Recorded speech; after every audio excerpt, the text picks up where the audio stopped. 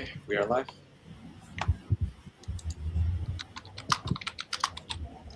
Okay, is everybody on?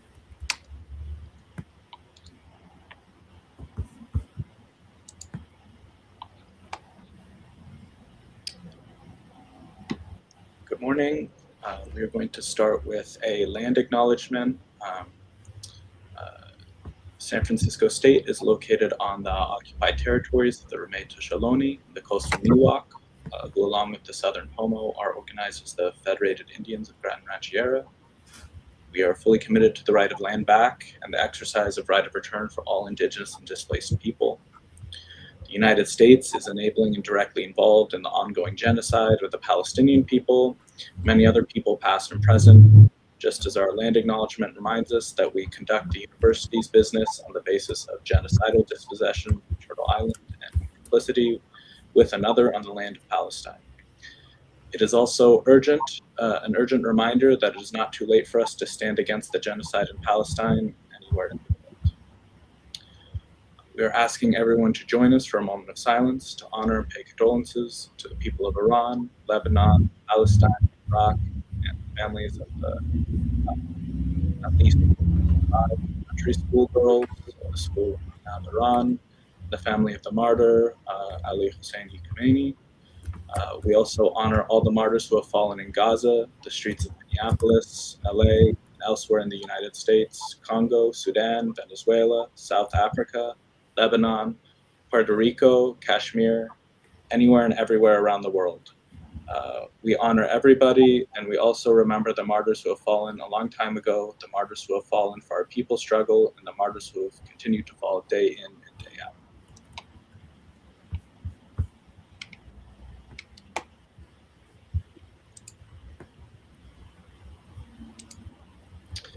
We also wanted to thank everyone who made the open classroom possible. We start with our co-sponsors, Westchester for Palestine, CUNY for Palestine, and PAM Caucus. Hello, good morning. صباح الخير. صباح الخير للجميع. بعد مساء الخير في أي مكان ممكن أن تكونوا. نبدأ ندوتنا هذه رمضانيات التي هي جزء لا يتجزأ من سلسلة الإسلاموفوبيا التي بدأناها لتعويض عن الدرس الذي ألغته جامعة سان فرانسيسكو، وبدأناها بالندوة الإسلاموفوبيا. الندوة الأولى كانت حول الإسلاموفوبيا بشكل عام ومؤسسة آيس التي هي جزء من الحكومة الأمريكية، وتحدثنا فيها عن الطلبة التي تعتقلهم مؤسسة آيس الشرطة، وتحدثنا فيها أيضا عن مأساة لقاء كردية، وعن الطالب التي لا تزال اليوم لها سنة في السجن، وكذلك عن الطالب مامدو طل الذي خرج من الولايات المتحدة قبل أن تعتقله مؤسسة آيس، وهو طالب دكتوراه في جامعة كورنيل. وكذلك تحدثنا مع الباحث الدكتور حاتم بزيان، وكانت الندوة الثانية الأسبوع الماضي مع مجموعة أيضا من الباحثين والباحثات، الدكتور سامي العريان الذي كان هو ضحية أيضا من الحكومة الأمريكية، واعتقل وأبعد وأضرب عن الطعام. وكذلك كان معنا الأسبوع الماضي أيضا تحدثنا عن الحرب، خصصناها عن الحرب الأمريكية والصهيونية ضد إيران، وتحدثنا عن ما جرى في إيران والمأساة والجريمة النكراء لمدرسة البنات الصبايا الشجرة الطيبة، والتي استشهد فيها ما يزيد الآن حوالي 175 طالب وما يزيد عن ذلك، واستشهاد المرشد العام الخامنئي، وعن تصعيد الحرب ضد لبنان واستشهادات في العراق، والتي تهدد بأن تصبح الحرب منطقية في كل المنطقة، وتصعيدها والاحتجاجات العالمية وفي الشوارع ضدها في كل مكان. أيضا ناقشنا كل هذه الأوضاع، وتحدثنا أيضا مع الأستاذ دكتور نفيد فارنيا، وتحدثنا أيضا حول هذه المواضيع كلها، ونقلنا إلى هذا اليوم هذا لنتحدث مع مجموعة أخرى من الباحثين والباحثات حول تصعيد اللقاء حول الحرب على إيران والتخصص. والآن سأنتقل إلى الحديث بالإنجليزية، وستكون كل الندوة بالإنجليزية على أمل بالمستقبل أن يكون عندنا إمكانيات حتى نترجمها للغات العربية والفارسية ولغات أخرى. أهلا وسهلا بكم. I just introduced a little bit what we're doing, what we've done in the last two panels of Islamophobia and Ramadaniyat. This is the third one. We call it Ramadaniyat because we are presenting them during the Ramadan, and it is a substitution, not enough of a substitution for the Islamophobia course that I was supposed to teach this semester at San Francisco State University. However, San Francisco State University canceled it, and this is the only course on Islamophobia throughout the university. San Francisco State has increasingly gotten into the habit of canceling courses in the Arab and Muslim ethnicity and diaspora studies program. And then they've canceled 2 years in a row the Palestine course, and we launched it on our own, and we actually had gotten 562 students. Now they launched Islamophobia. They've done it several times, and we believe this is a step to destroy the program. We will be discussing that in our program today. And so we launched the Ramadaniyat for that, and then the U.S. and Israel waged their war against Iran. So we're now having the third panel to discuss the war and the various aspects of it. It is of course not enough, because we cannot substitute in 3 sessions the work that we need to do through 15 or 16 weeks of school. But we'll talk about that as we go along.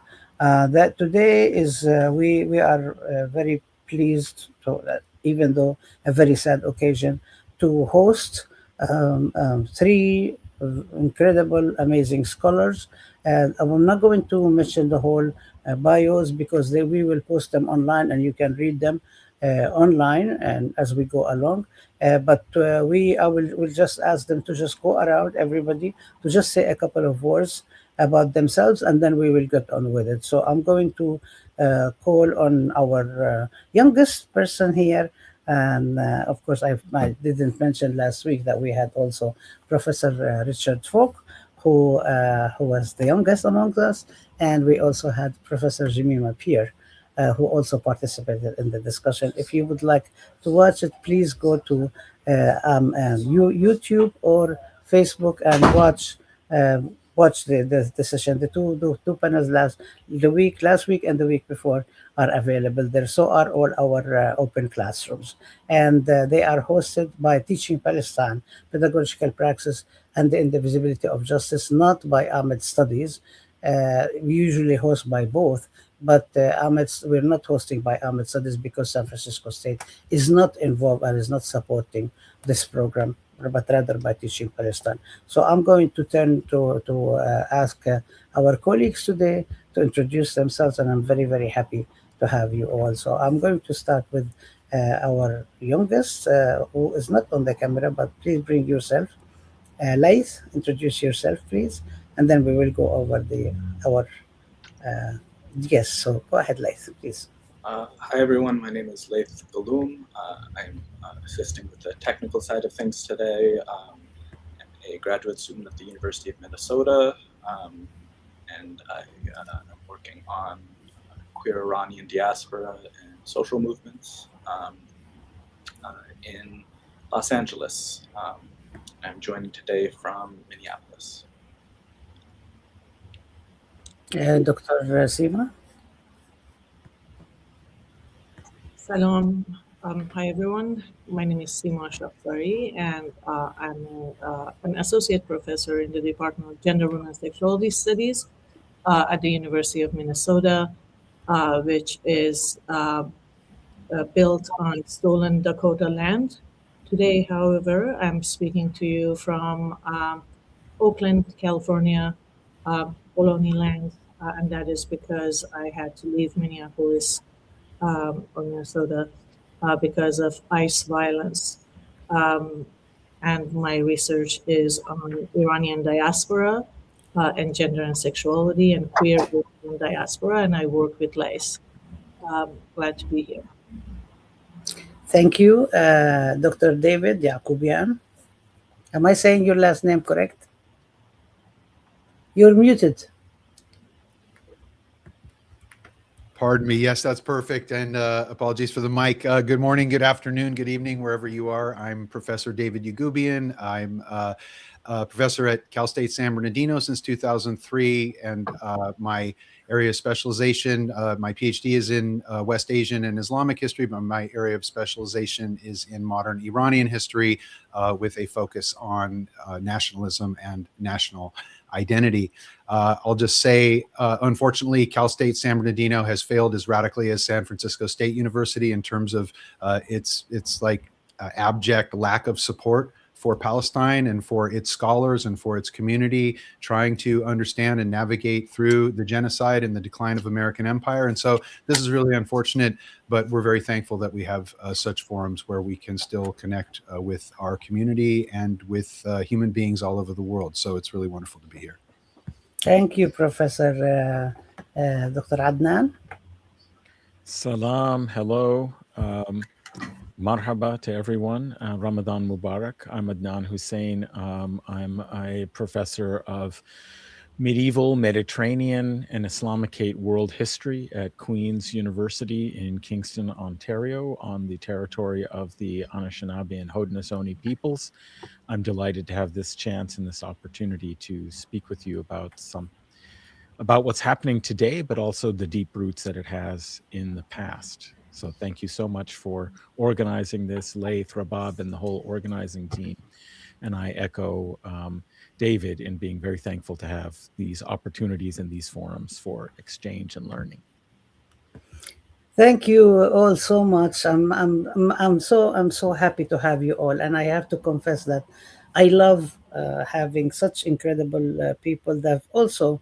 And having met you and worked with you in so many different occasions, that if we even begin to trace our intellectual histories and our working with each other, how we started to work with each other intellectually, and how we grew to become friends and comrades, or how we were friends and comrades and grew to become intellectually with each other. It's really a labor of love, and it's also about how do we really engage the pedagogical practice, and how we are experiencing what does organic intellectual looks like. We're going to start. Well, yesterday was the International Working Women's Day, and so we congratulate women all over the world, and we remind people that it is International Working Women's Day. It's not just International Women's Day.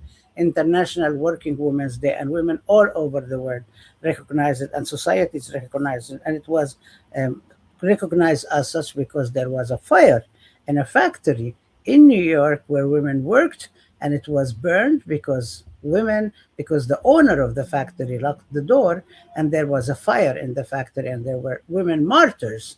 And as a result of the struggle around women and workers' rights, this day was named as International Working Women's Day.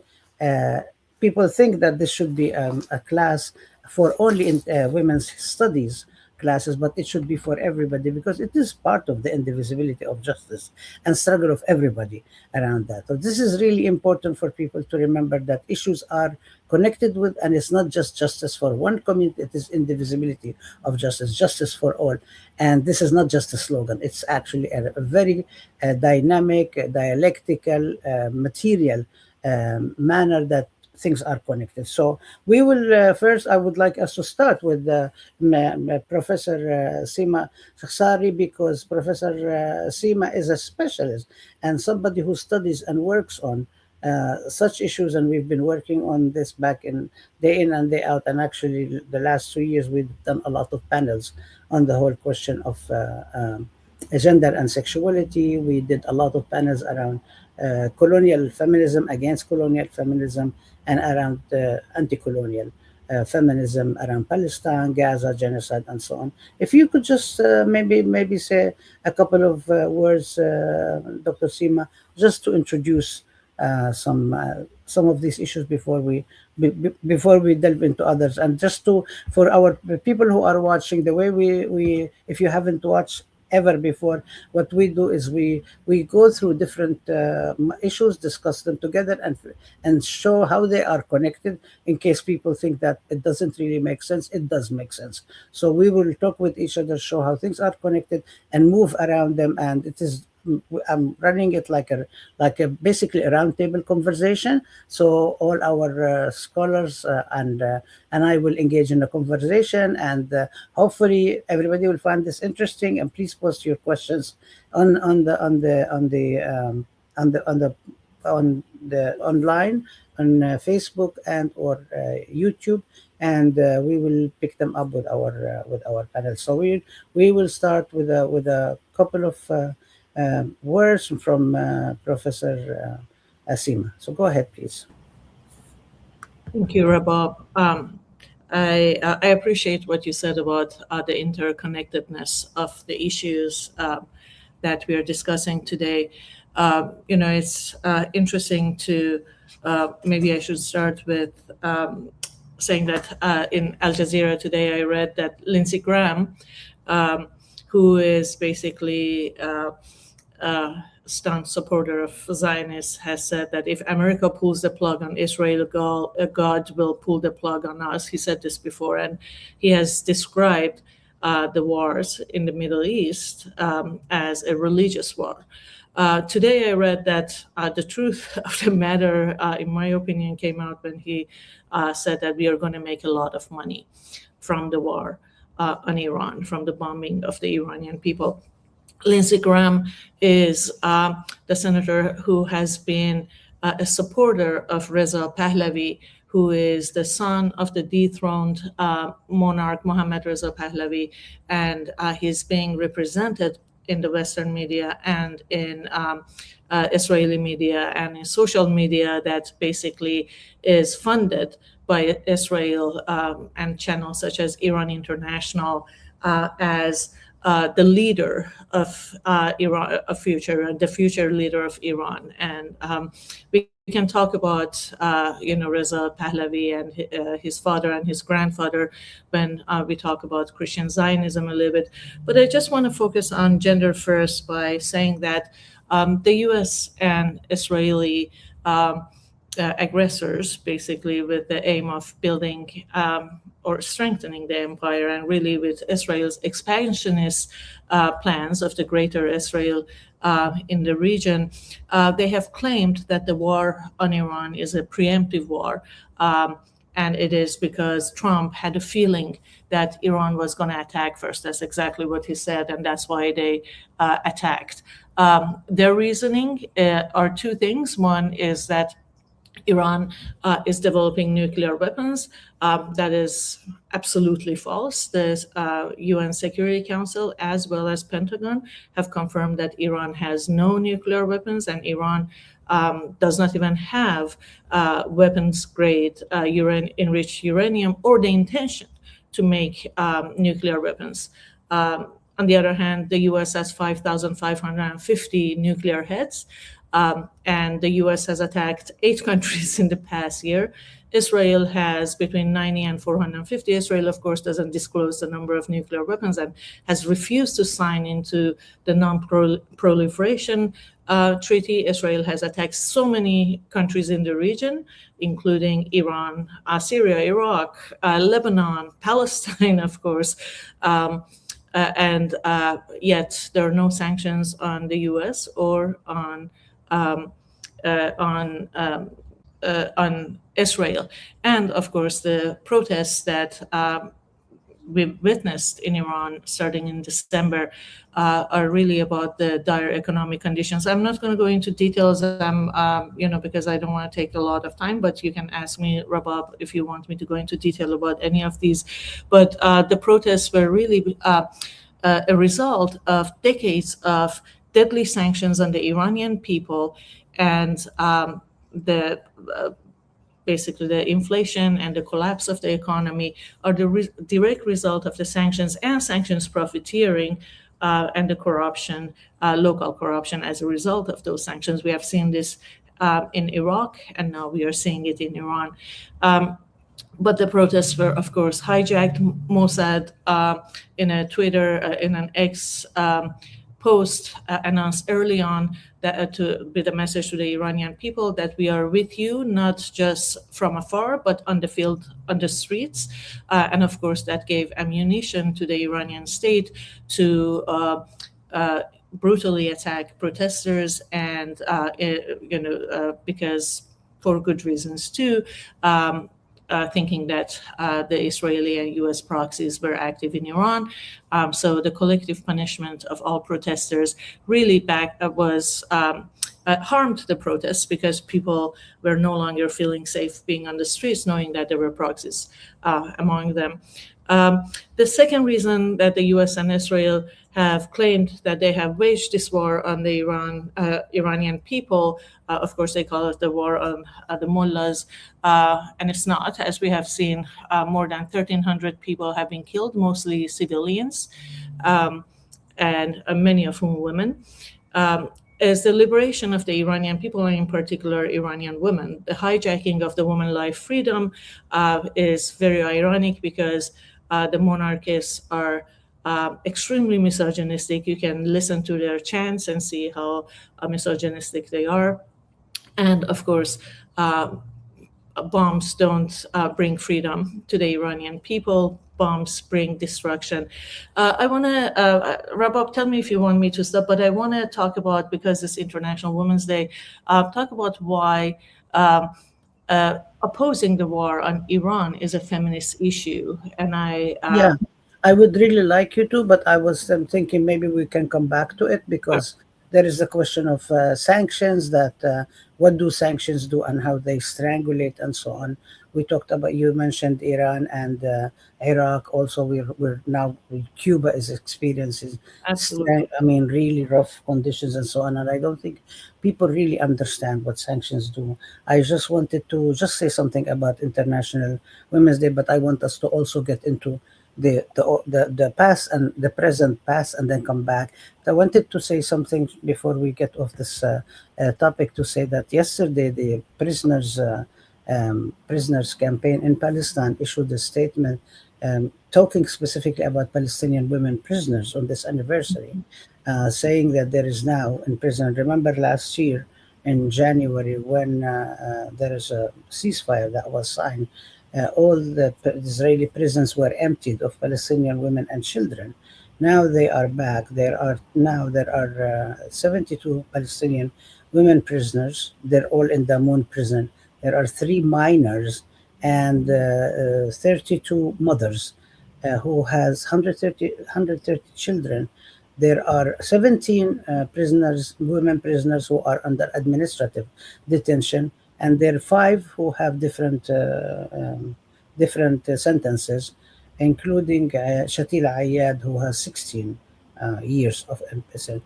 There are also 50 ones who have 50 detainees. There is no sentences among them. 16 who are arrested on the incitement, anything that you can write or say, whatever you do, including young girls who might be chanting something on their way to school, but we don't know how many.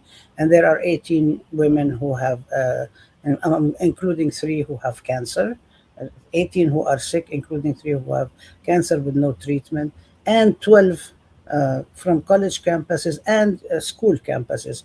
And so there are 69, the majority, 69, including Jerusalem, and there are 3 from inside Palestine. These are, and then they go on to kind of like talk about the interrogation, the torture that is going on. And now there is a major campaign that have started at the beginning of the year in Palestine from all political forces, all resistance groups, everyone demanding freedom for Palestinian prisoners, an end to torture, and an end to this Israel's introduction of the execution that now has gone through the first reading in the Israeli Knesset and has been approved. And so there is a huge, big petition that's going around that is specifically sent an address to the International Committee of the Red Cross, because Israel, since October 7, banned the Red Cross from visiting Palestinian prisoners in their prison. And even though the Red Cross is not subject to Israeli authority authorization, and the demand is 1 million signatures by April 17th, which is the International Day of Palestinian Prisoners. I want to talk more about it, but I wanted to say that these are also the whole question of International Working Women's Day and the other occasions and so on are occasions for people to come in and do something about it, not to only commemorate and say, yes, we commemorate this occasion, but it is an occasion for us to think about what is it we need to do in order for us to change the conditions of the world. So I wanted us to just sit with this and think about it, and think also about the mothers in Iran of these girls who were all killed. And you saw last week when we put out the flyer, we put the picture of the images of the knapsacks of the young girls with the blood on them, and it reminds me of what, and Adnan maybe we'll talk later on when we went to that area in Nablus, and we talked about the children's the place inside Nablus and Hosh al-Ataud, where the Israeli personnel carrier basically drove on top of a house and Hosh al-Ataud, and then they killed 8 members of the same family, including one woman who was already pregnant, making them 8 people, killed them all. And the next morning, you could see the books of the children in the school scattered there, and their neighbors came out and say they were looking for them, and the books and the knapsack were also have the blood on top of them. And this is kind of like, what do these mothers, what do their parents? Well, the ones in Nablus are all gone. The parents, the father, the mother, all of them are gone. What do they think, and how do we honor them on this International Working Women's Day? And so we need to think about that. And it's very interesting because there hasn't been much mention in the U.S. press, the media, about it. They don't show us the images of the people. They show us destruction of buildings, but they don't show us the images of the people and how they are feeling about it. And I think it's a tactic to kind of not humanize the people who are being targeted, and the cost of war. You also mentioned the whole question of money making. You mentioned with the Palestine and the U.S. itself and ICE, the prisons are mostly operated by private companies. So the more prisoners, the more money they make. The less food they feed prisoners, the more money they make. So this is something to think about and keep in mind, and for our audience to think about that. So not all of this stuff has repercussions. Maybe we would like to think about that a little bit later as we speak. But and then you mentioned the whole question of what do they say? What does Lindsey Graham say that, or this is it will fall apart? And this in the past period, and this is what made us name this open classroom old and new and old crusades, because of the ways in which majority of the government officials now are actually keep referred to the crusades are Christian Zionists, Christian white supremacists, and they also go to they talk a lot about it. They talk about God's will, whether you're to everyone, and there is a lot of discussions of Islamophobia. So one of our experts here is Dr. Adnan Hussein. So I would like Adnan, if you would wouldn't mind to just walk us through the Crusades, and last year we had a panel at the Middle East Studies Association conference, and where you spoke about the first settler colony that the Crusades set in Palestine, my hometown, Nablus. So if you could talk about that and connect, just talk about that in there, and then maybe it connect a bit the past with the present, and then we also want to hear about the current. How do these both connect with each other from the other speakers? And this we're going to have like maybe 5-minute intervention from each panelist, but you don't need to use all the 5 minutes, and because we're going to go back and forth with all the speakers. So go ahead, Adnan, please. Sure. I'll try and compress what is a long history into a little capsule here, but I think it's important to acknowledge from the start what bother going so far back in history. I guess what I would say is that I think looking at and understanding the history of the Crusades and the way in which they're being invoked today is actually a useful frame to understand something that surely has to be somewhat puzzling in a way, which is why in the past 2.5 years of genocide, we have seen Western governing elites all seem so incredibly unified in enabling that genocide. And now the war on Iran, despite it being contraventions of international law or human rights or, anything you can think of about the structures of the post-World War II international system that were put in place, by the Western Empire, by the West, in order to maintain their dominance in the international system. But through this kind of, regime of like law and so forth, why have they been so willing to even cast all of that aside to be absolutely in support of Israel in enabling it in its genocide against the Palestinians, particularly in Gaza? And also now we see the same kind of formation reasserting itself with France sending, Macron sending, saying we're going to send, an aircraft carrier and trying to be involved. The British initially saying, well, we're not going to be directly involved, and then immediately allowing the use of its Air Force base in Cyprus, for example. So, why is this that there has been such unanimity in what we could think of as the West? And I think of that the war on Iran and Gaza genocide are intimately connected. That has to be acknowledged at the outset, because Iran is, of course, the only sovereign state in West Asia that has used its sovereignty to support resistance to Zionism and in solidarity with Palestinian liberation. And the other component that I think is so important to understand this unanimity in the West is that Islamophobia is actually central to any contemporary understanding or any understanding of contemporary politics in the West. I don't think you can explain this unity that they have except through the way in which Islamophobia is a structuring paradigm. And in fact, we could say we have an emergency of Islamophobia today. It is so trenchant and normalized on the right, the center, and even the left. And I hope perhaps we might have some chance to talk a little bit about its manifestations there.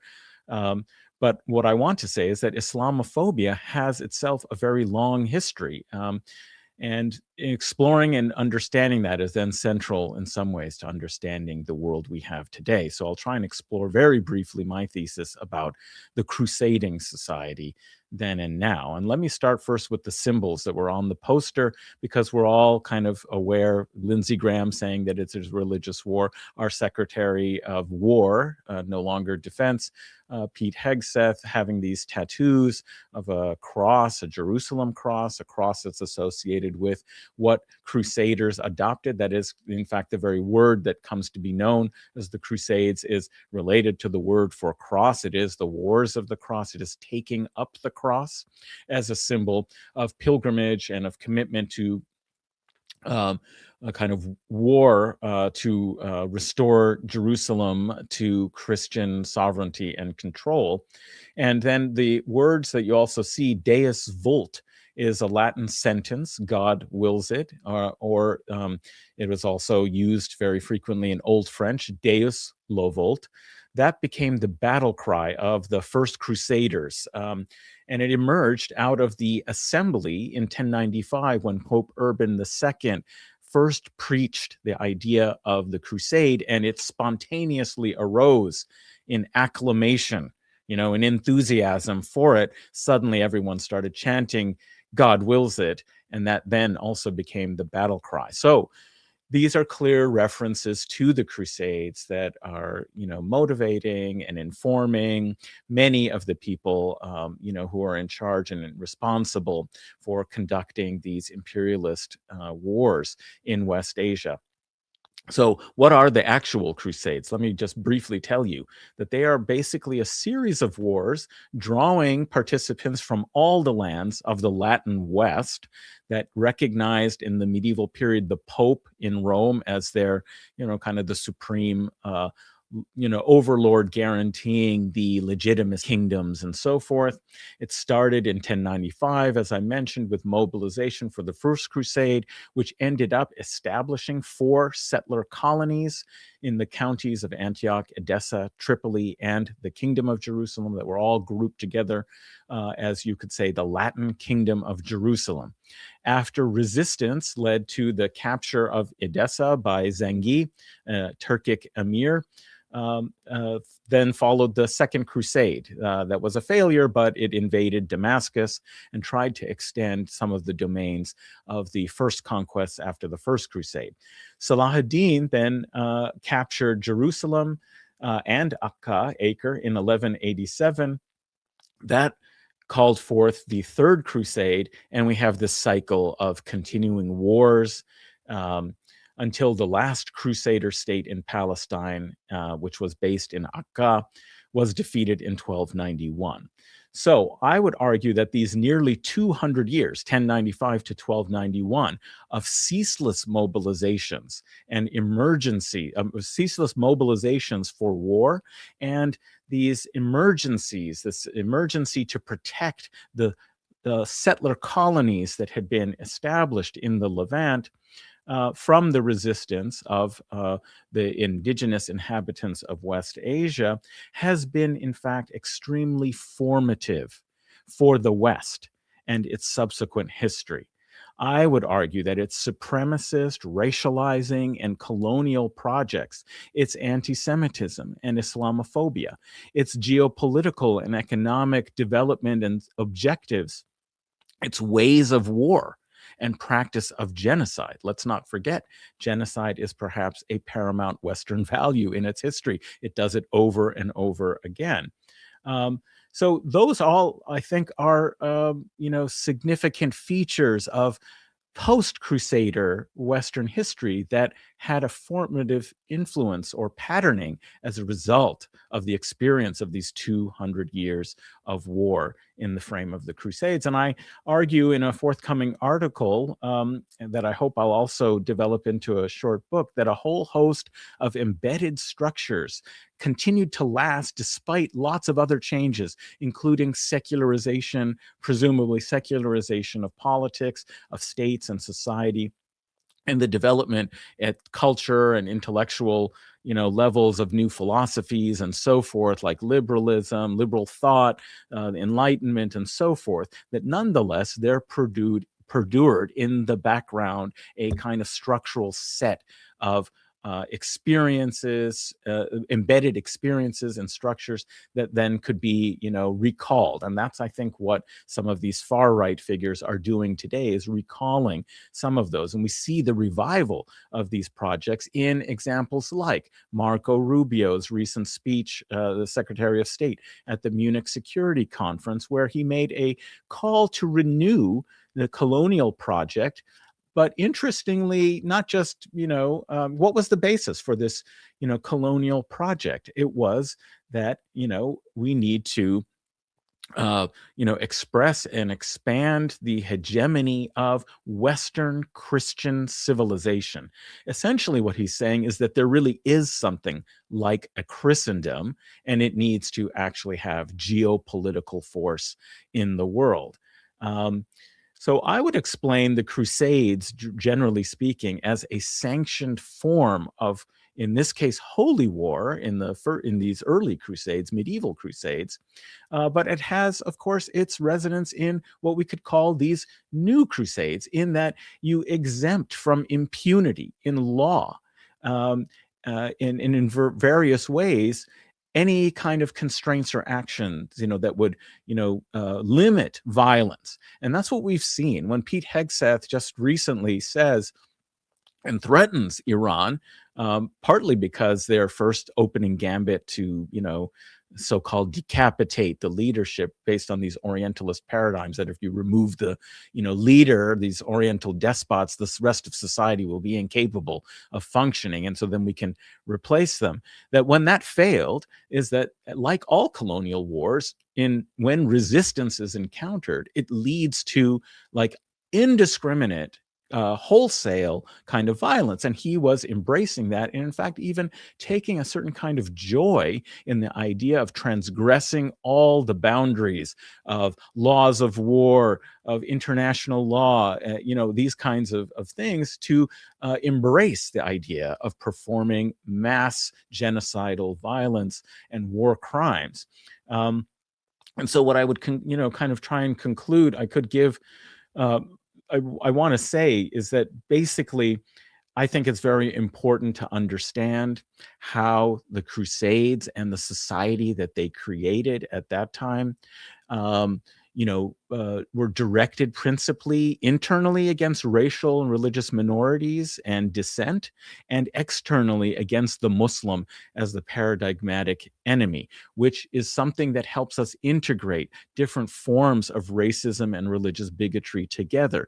The way in which anti-Semitism, Islamophobia, and whiteness as a construct is developing, and that internal dissent and external war tend to really go together and feed off one another. And so when we talk about, rising fascism by these far right sorts of extremists, in various forms, we have to understand that there is something very constitutive in these wars as well, and that the construction of the Muslim as this enemy, fundamentally Islamophobia, is absolutely crucial in structuring it. And it's no accident that when the global war on terrorism was first being announced, George Bush called it a crusade before he then, kind of took it back and, didn't want to make it about a war on Islam, just Muslims apparently.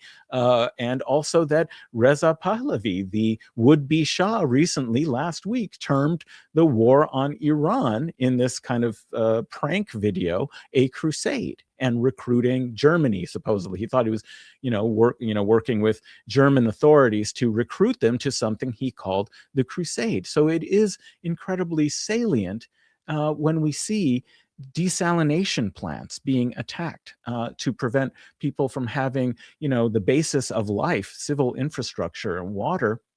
And when Trump is asked about it, he ends up reproducing atrocity propaganda that was circulated to help justify the, genocide in Gaza. And I could read to you, I won't take your time to do it, but in the speeches of Urban II announcing the crusade, they are filled with atrocity propaganda.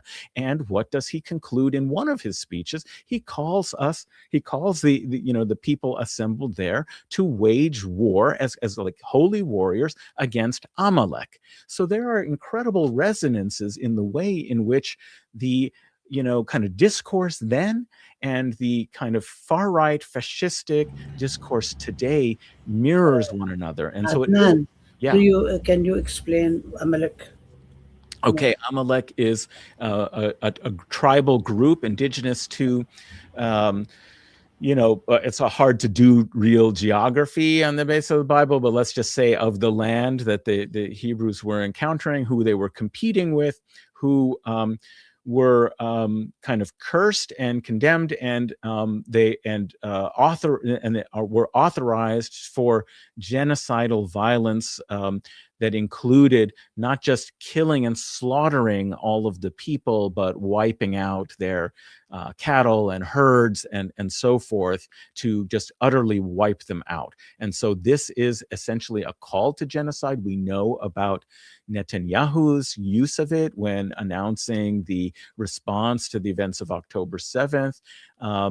And what its significance has been in waging a genocide. My point here is that there's a deep, long history stemming from forms of special war, whether it's colonial war in the 19th and early 20th centuries, or it's or in the Americas in like the 15th, 16th, and 17th centuries, or it's Crusader war. These are of a piece.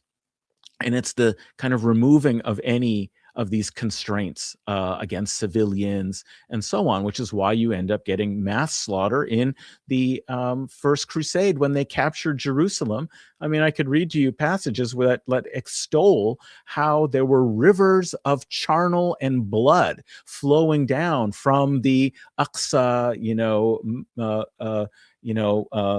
kind of platform down the hill, because there was so much slaughter in and around the Qubbat al-Sakhra and Al-Aqsa that there were rivers of blood. And this is sort of a celebration, and the way it's described is as a sort of celebration, as a kind of sacrificial offering for sanctifying, the holy city of Jerusalem, now under Christian sovereignty. So there's a long history, I would argue, behind genocidal violence of the West upon its others, particularly the paradigm of the Muslim as the other. So I'll just say in conclusion that Hegseth and the other far right white identity, white nationalists, militant Christian evangelicals, there's a whole variety and panoply of these far right and extremist groups, especially those in leadership in the U.S. military. We recall the infamous General William Jerry Boykin, to today, allegedly officers, according to news media reports in the U.S. Army, briefed troops about the divine plan for this war on Iran in triggering Armageddon and the Second Coming. These people really identify with crusading as a geopolitical worldview. And they signal that the wars in West Asia and now against Iran fit not only into a Christian apocalyptic frame, but also into a historical one, that they would like to reverse the fall of 1291, the fall of Acre, and subsequent resistance for several centuries under Ottomans until the British colonial mandate, when a new Crusader state was possible to establish in the form of the Zionist state of Israel.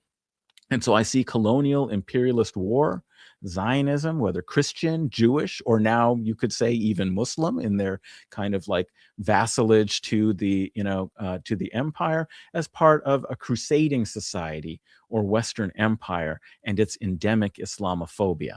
So I'll stop there and say I look forward to elaborating with my colleagues on any of these themes that might connect with our analysis of these contemporary. We don't have to be talking about the Crusades, but at least now, like, you would know why someone like me would find it a useful frame of analysis. Thank you, Adnan. Of course, you're not going to get away without actually elaborating now and also in the future. But I wanted to ask Professor Yacoubian about to respond to some of these questions, and specifically the notion of can you hear me, or is there an echo? No, okay. Yes. Yeah, I wanted to ask you I would like us to come back to the whole question of how does this really work? Because Adnan, you mentioned it in passing, but we didn't discuss in details the whole question of Islamophobia, the question of Orientalism, the question of how does it work in gender and sexuality frames that Professor Seema alluded to. I would like us to actually elaborate more and more on that. Remember, Ronald Reagan also talked about Armageddon. So this is a continuing theme that keeps come up again and again. And sometimes democratic presidents, they do not necessarily mention it, but it's couched in other ways. Maybe it's quote unquote civilizational discussions, but they are supposed to be quote unquote more civilization and more civil and polite towards it and so on. But there is something about this whole thing in that is white supremacist foundation in it, that's colonial outlook towards the colonized, that Fanon spoke about it. Many people, I mean, in our own literature and so on, that does not really get translated in the West or recognized in the West, even though we learn a lot of the stuff that's written in the West, in Europe, in the United States. We read it in our own languages, but it is not, the process is not reciprocal. So a lot of the stuff that's produced in our communities and language do not get produced. But the whole question, the relationship between the colonial, the Euro-American colonial world, and the colonized, mostly most of the world, the third world and so on, is looked upon not only in terms of like the direct war, the control, the financial, etc., but also the ways in which that you dare ever stand up to us. And this is the Amalek, the ways in which Israelis, not only Netanyahu, or Israeli leaders in in government, or the ones who are out of government, not only the military, but also the intellectuals, the thinkers, and so on. There was all this kind of like stand after October 7. How dare you? This whole how dare you? And since you dare, we're going to crush you.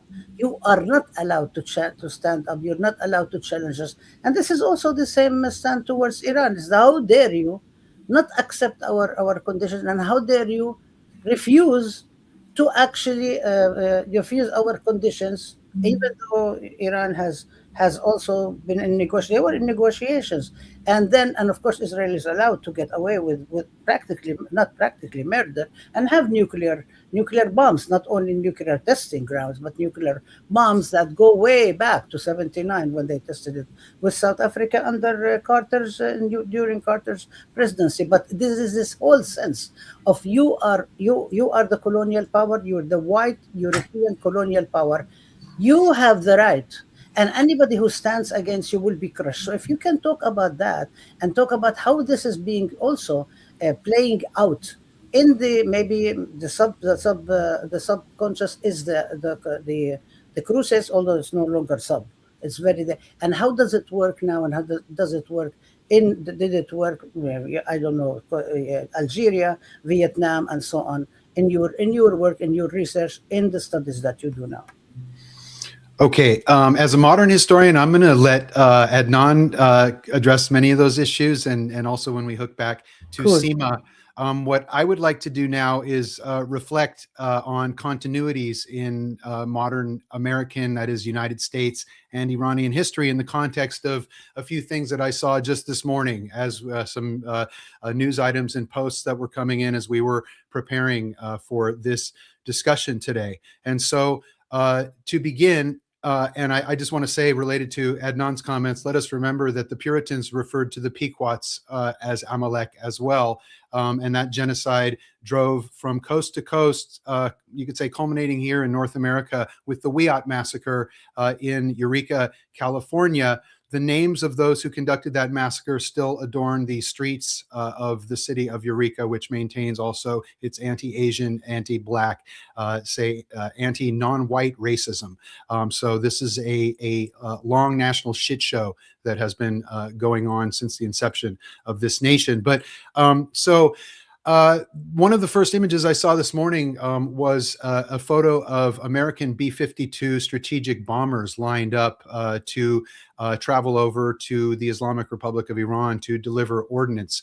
I was born 59 years ago, March 1st, 1967. So that would be, almost 59 years to the day of the beginning of this war against Iran on February 28th. And when I was born in 1967, the United States was engaged in a war against Vietnam, and B-52s were being used. This air power, which was really the focus of the attacks on North Vietnam, of course, completely failing to change the trajectory of the Vietnamese nation, and yet For the next 6 years until 1973, the United States continued to drop more ordnance on Southeast Asia than all of the ordnance that had been dropped in the Second World War. This war was based, like all American wars, and we could just go back to remember the Maine, but it was based on lies. These lies, as McNamara admitted, the Gulf of Tonkin incident, in his words, quote, "never happened." It didn't happen. He screams that in his interview several times. And so the Vietnam War also a modern American crusade against godless communism, right? And so this is just stunning that 59 years later, the United States of America is still breaking out the B-52s, and we have the photo of the B-52s in the news to illustrate American military power. What it seems to illustrate to me is that we are a failed society, and that we have been at war for 94% of our existence, that is here in the United States of America. And so what an epic failure and tragedy that is to see B-52s lined up to bomb yet another nation in Asia. I'd like to now sort of fast forward. The other thing that I saw that I was shocked this morning, above the fold on the New York Times, there is an article by Doug Feith, one of the consummate neoconservatives who brought us the Iraq War from the Project for the New American Century. Douglas Feith and Condoleezza Rice have been broken out here 25 years now after September 11th to sell us yet another illegal war based on lies in West Asia. I find this highly significant. The best that the empire, the Zio-American empire, can do right now is to bust out these crusty neoconservatives that I think all Americans know. I don't know if Americans know the name of Doug Feith that well, but Condoleezza Rice, this is just the height of absurdity, and yet again, the United States of America is just stuck in this cycle of warmongering narratives with the same players. I mean, literally the same people who brought us the illegal Iraq War. Based on lies. This was 23 years ago, but there was a long 2-year run-up in which folks like Doug Feith and Condoleezza Rice played a very important role. The other thing that I saw this morning, and I'm just going to read, actually, I saw images of Iranians throughout the nation, millions of them taking to streets and maidans and squares to celebrate and honor the selection and election of the next supreme leader of the Islamic Republic of Iran. And for really, I mean, since the 12-day war this summer, but also, of course, over the last few years, I myself have been marveling over the national unity that has been maintained throughout the Islamic Republic of Iran. And I have to say, it's no surprise to me because I sort of wrote the book on this national unity. It's my book on Iranian nationalism, which I think the title there is in the comments. But it explains, my book, my research that was my dissertation at UC Berkeley, explains the reasons why this was posted, or not exactly why this was posted, but how this could be posted today. This is from The Cradle. Under fire, not divided. Why Iran's ethnic front has not cracked. The U.S.-Israeli war was meant to fracture Iran along ethnic lines. Instead, the opening phase of the assault suggests Washington misunderstood a key reality. Diversity does not equal fragility. And this is where I'll just elaborate a little bit and then turn it back over to Seema, Adnan, and Rabab. I think probably most Americans, most Europeans, perhaps most people around the world are unaware that Iran maintains a very powerful civic nationalism. It is not an exclusive ethnic nationalism such as, say, Turkish nationalism, and let's just use that as perhaps one of the most relevant examples. Ataturk imposed a form of nationalism that Reza Shah Pahlavi, as a fanboy of Ataturk, tried to impose in Iran, and that was an exclusive ethnic nationalism, an exclusive Turkish nationalism. So therefore, if you're Armenian or Greek or you're Kurd, you're getting hurt if you don't change your name, maybe move out and don't give your kid one of those names because you're Turkish now. Kurds, you're mountain Turks who forgot where you came from, and you need to get right with your Turkishness. Reza Shah Pahlavi tried this in Iran by advancing a Persian nationalism rooted in ancient Persian monarchical history, and attempting to expunge all other languages from the country. And so, for example, in 1936, he closed all foreign language schools, including, whatever French, English, Arabic, Armenian, Hebrew.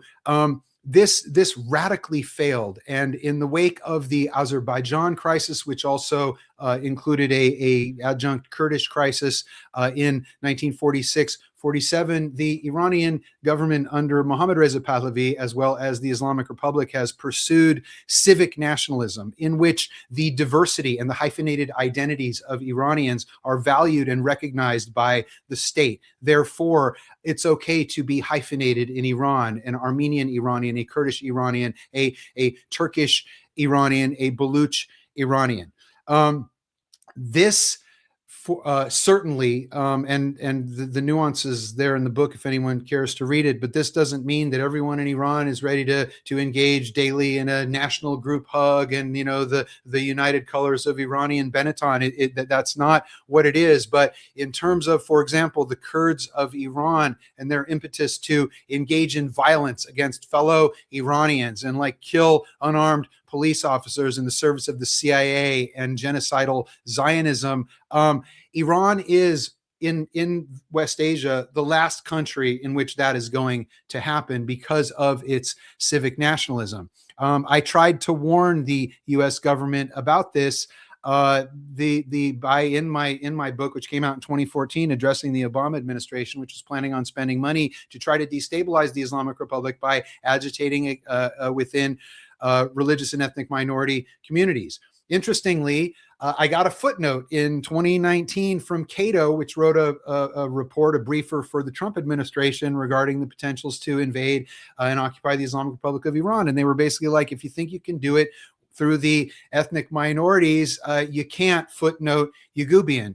This is also, I think, a case study in how it's really irrelevant, unfortunately, our scholarship as well as the think tank industrial complex. The government's going to do whatever the political moneyed class and the Zionists say that it's going to do, especially this Trump administration. But my point in mentioning that is, if you will, the recognition was there, or at least this information was provided to the American government.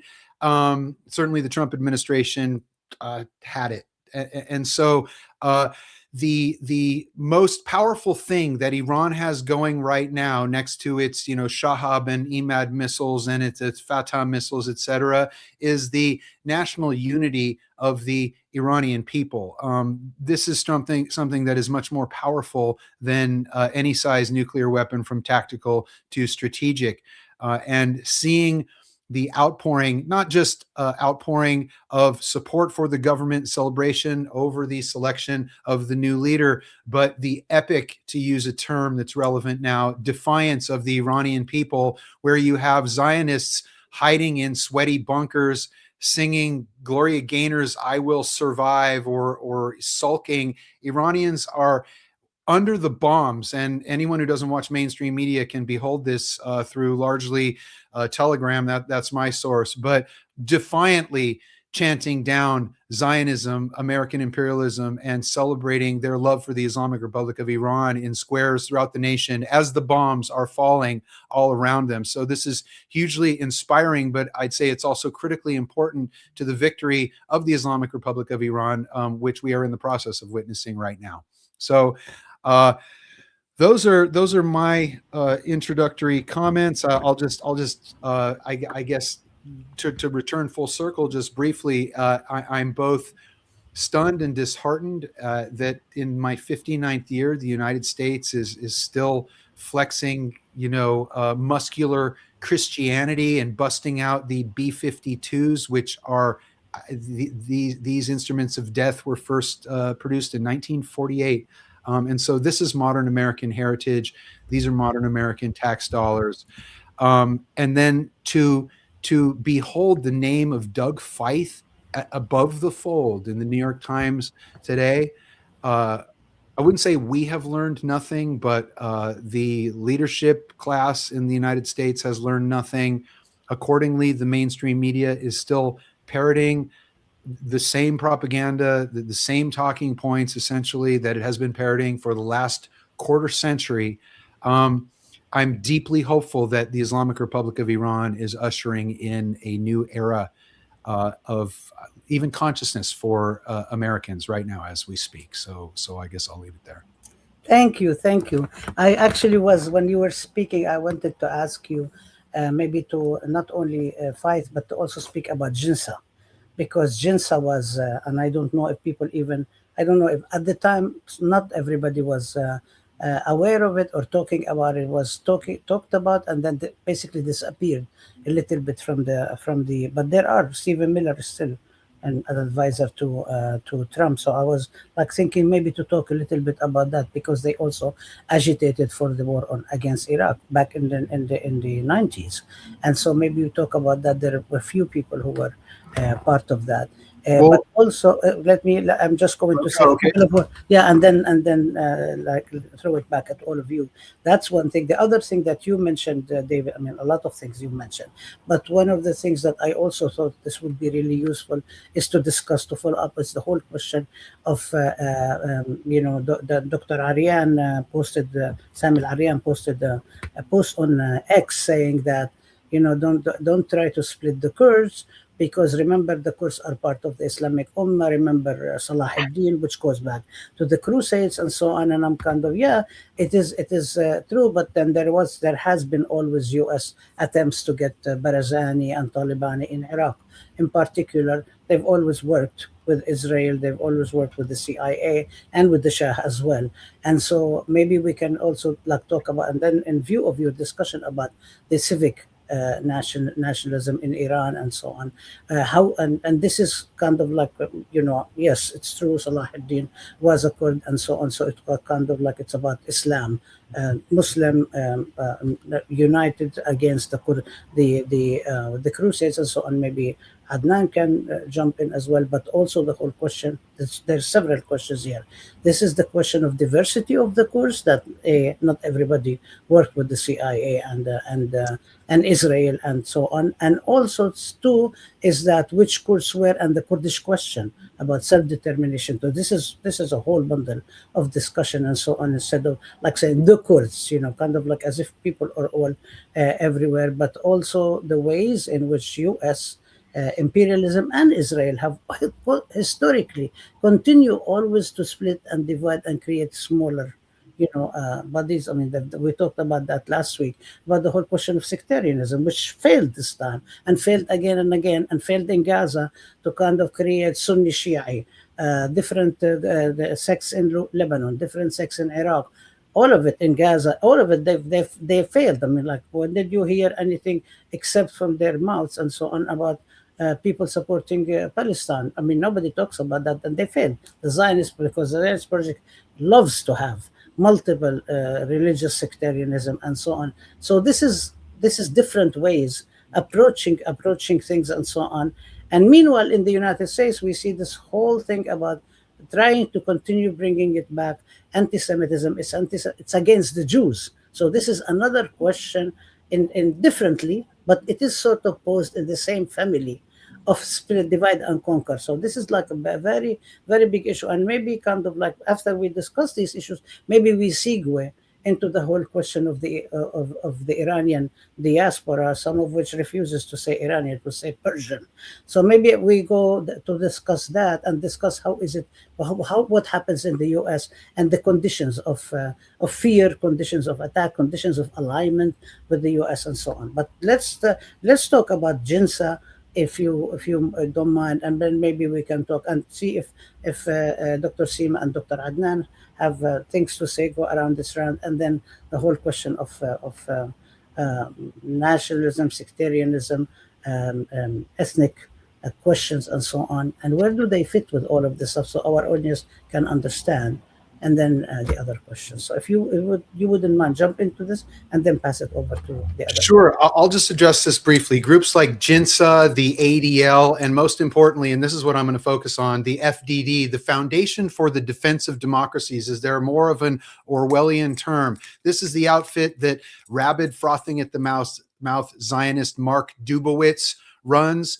and that has been for the last especially 15 years in shameful American mainstream media outlets such as the New York Times and the Washington Post, sourced as a source of information about Iran without any qualifications, that the Foundation for the Defense of Democracies, which works hand in hand with groups like JINSA and the ADL to advance Zionism and Islamophobia in the United States of America, they don't tell you what their agenda is. So New York Times readers, which unfortunately still includes many of my friends and family members and colleagues at Cal State San Bernardino, after 25 years of adult-like existence here in the United States. So for whatever reason, they will quote the FDD. So I'll give you a great example. They had this amazing article about how cool it was that the United States was able to secret in about 40,000 Starlink terminals so that it could destabilize the Iranian nation through its Mossad and CIA proxies. That was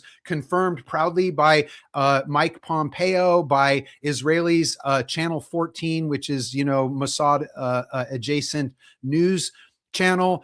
So they're basically bragging about this. And the New York Times had an article explaining how, this ragtag shoestring group of patriots here in the United States were able to get these 40,000 Starlink terminals. I think somebody did the math on that. It was something like $800 million worth of Starlink terminals, and they got 40,000 of those into Iran. And so clearly, just a ragtag group of patriotic Americans who care about freedom and women. They really care so much about women in Iran. And that's really why, Elon Musk would kick down the Starlink terminals and they could get those to the Iranians. So anyway, this is disgusting on many levels, especially in terms of what mainstream media provides to unfortunately its ongoing readership, which still reads people like Thomas Friedman and Brett Stevens, decades after they should have been realized to have been dissemblers and bullshitters for Zionism and for American imperialism. So the FDD is absolutely insidious, and the mainstream media enables it to be insidious by telling these super cool narratives about how, just this ragtag shoestring group of folks, like maybe just working in a basement together, putting these little Starlink packages, care packages together for essentially what became on the streets of Iran, ISIS-style head choppers. Okay, that was the motivation for the CIA and the Mossad to engage in or to spurn and then support openly, and as they said, join Iranians on the streets in the deadly riots that we had in January. So yeah, JINSA, the ADL, the Foundation for the Defense of Democracies, all of these groups are devoted to the apartheid state of Israel at the expense of the American Constitution, our First Amendment, our right to free speech, our Fourth Amendment, the right to privacy. In the words of Professor John Mearsheimer, the Israel lobby is the single greatest threat to our constitutional rights as American citizens right now here in 2026. Thank you, David. Seema, do you want to jump in and jump in the mix and comment on any parts or all parts that we've discussed? Yeah, sure. There's a lot that I think David said that I can connect to some of there is in my book, Politics of Rightful Killing, which was published in 2020.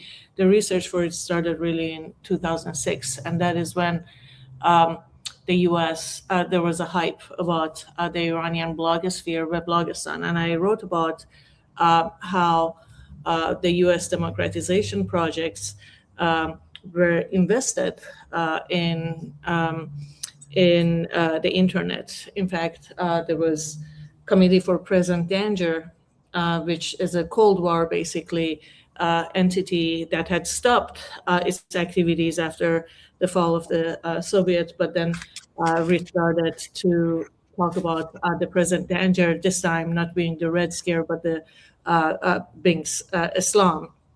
And they were adamant about focusing on internet in Iran. And there were several think tanks, including where I got my PhD at Stanford, the Hoover Institute, and also at Harvard University, that were studying the role of the internet in democratization projects. So this goes back, and the reason I started doing this research was soon after September 11, 2001, Condoleezza Rice promised $70 million to Iranian media, diasporic media, and all of these monarchists were fighting over it, but then they spent that money to start Voice of America television, which interestingly, Trump is trying to defund Voice of America altogether now. But in any case, the Voice of America was the first attempt to try to produce programming, kind of like a propaganda, where they would hire young Iranians who would, some of them young journalists who would come out of Iran, get trainings, and they did it with several also websites, Ruse and Zamana and all that at that point, to train people. Zamana was funded by the Dutch government though, and to basically have people from Iran, because they, the monarchists who were the older generation, were not really appealing to the young Iranians in Iran. So the Committee on Present Danger was adamant about saying, why are we not paying attention to the internet? Because we can get information out of Iran, and we can also send information to Iran. And that's why there was a lot of money that was put in internet propaganda. One of this is the NERD, which is Neil East something democracy. I don't remember exactly the acronym, but it was started by Obama, putting millions into democratization in the Middle East, and much of it went to Iran internet, what Obama called the electronic curtain, kind of using the Cold War language of lifting the Iron Curtain. This was lifting the electronic curtain in Iran. And of course, much of the focus was on liberating women through the internet. There was a lot written about how Weblogistan was where Iranian women were given voice for the first time, completely ignoring the history of Iranian women's struggles and movements in post-revolutionary Iran and before the revolution. So I'm not going to go much into that. I wrote a book in 2020, and people thought it was too pessimistic because I was saying that what I call the politics of rightful killing was producing the Iranian population through the discourse of rights and making them killable exactly because of those rights. And I talked about how while so much money was being spent into internet democratization project and lifting the electronic curtain, at the same time, Obama at that point enforced the deadliest sanctions, what he called crippling sanctions on the people of Iran, which then later with JCPOA in 2018, those sanctions partially were removed and gave some room for breathing to the Iranian people. Not in 2018, 2016, and then 2018, Trump reversed those and basically tightened the sanctions more and more to create discontent, because, of course, a lot of people, especially working class people, and working class women in particular, have suffered the most. They have they have suffered the most from the sanctions on Iran that has led to the situation. I do want to say something about, because I've been following Telegram channels, and of course, there are certain Telegram channels that the Iranian state allows access to kind of send to post, and a lot of other ones do not have access to internet because internet is cut off in Iran, and that is exactly because of Mossad and CIA operating and trying to jeopardize the Iranian people's, or to basically, for regime change purposes.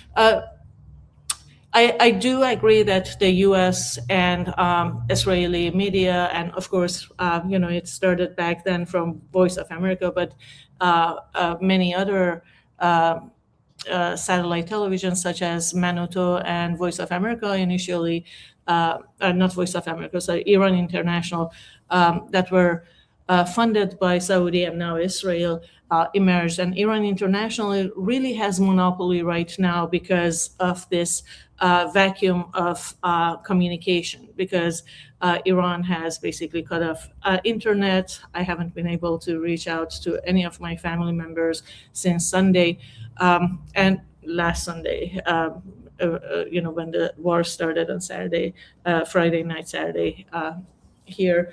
And but that means that the only narrative that is basically we hear is Iran International and those who regurgitate the whole kind of news that Iran International produces, which is basically, showing chants of pro-Reza Pahlavi chants, and those basically, are even if you Google things like woman life freedom, which was really a legitimate movement of Iranian women after the killing of Mahsa Amini in 2022, the way that they're portraying it is as if woman life freedom was a call for the return of Reza Pahlavi. Now, some people, and I don't want to dismiss that, some people in Iran, of course,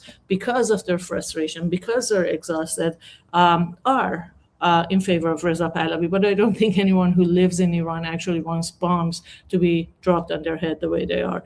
There are some people inside Iran, I don't want to ignore that. We don't want to create this kind of for or against, you're either with us or against us. And I think it's important to pay attention to why that is happening. And I think that's mainly because of the historical amnesia. The younger generation of Iranians who were not a part of the Iran-Iraq war, I lived through an 8-year war and I know the atrocities of war, or they were not alive during the Shah's regime, the Shah's dictatorship, with deep inequalities, economic inequalities, the tortures of Savak, the execution of communists and Islamic nationalists and so on and so forth. They glorify the Pahlavi era exactly because of the propaganda of Iran International that is sent to Iran mainly. And that historical amnesia is, to me, very interesting because it follows this kind of logic of the enemy of my enemy is my friend. So Israel is assumed by some of the people inside Iran. I'm not even talking about diaspora. Diaspora is a whole different story. But people in Iran, also younger people in Iran who don't have any kind of memory of the war, the 8-year Iran-Iraq war, which back then, Iraq, Saddam Hussein was supported by the United States of America, and then became an enemy and was executed and became an excuse to basically occupy Iraq in 2003. I think it's interesting what I was saying. If you Google, for example, woman life freedom, the part that goes in Wikipedia about the chants, the first chant that they have on that Wikipedia is Ruhat Shah, Reza Shah, rest in peace, Reza Shah. Reza Shah was, of course, the grandfather of the current Reza Pahlavi, who is the kind of corrupt, self-acclaimed leader of the Iranian protesters, and he's not really, but that's a claim, and that's what Iran International and their likes try to convey through the monopolization that they have because of this vacuum of communication and the information that comes out of Iran. So I think it's important to pay attention to how those segments of Iranians in Iran who have been asking for Israel's help have come to this point, and that is mainly, like I said, because of the extreme pressure from sanctions and state repression. We cannot forget the state repression in Iran. Unfortunately, I don't think the Iranian state has acted, and when I say Iranian state, of course, it's not a monolithic entity. There are many fragmentations within the Iranian state, and we need to take that into consideration too. Some of the strongest critiques of the economic corruption or social repressions come from within the state in the Iranian Majlis or Congress. So there is also the think tanks that I think were mentioned that tried to figure out how to create regime change in Iran, especially after September 11, 2001, and they were mostly at universities, but Washington Institute and others too. And one thing that we need to really also take into consideration is when we talk about Iranian women is Iranian Women's Agency, because Iranian women have shown that they're fully capable of fighting for their rights. If you look at the level of education in post-revolutionary Iran, at this point, young women in higher education are 98 to 99% educated. 60% of universities are women, and in general, the level of women's education has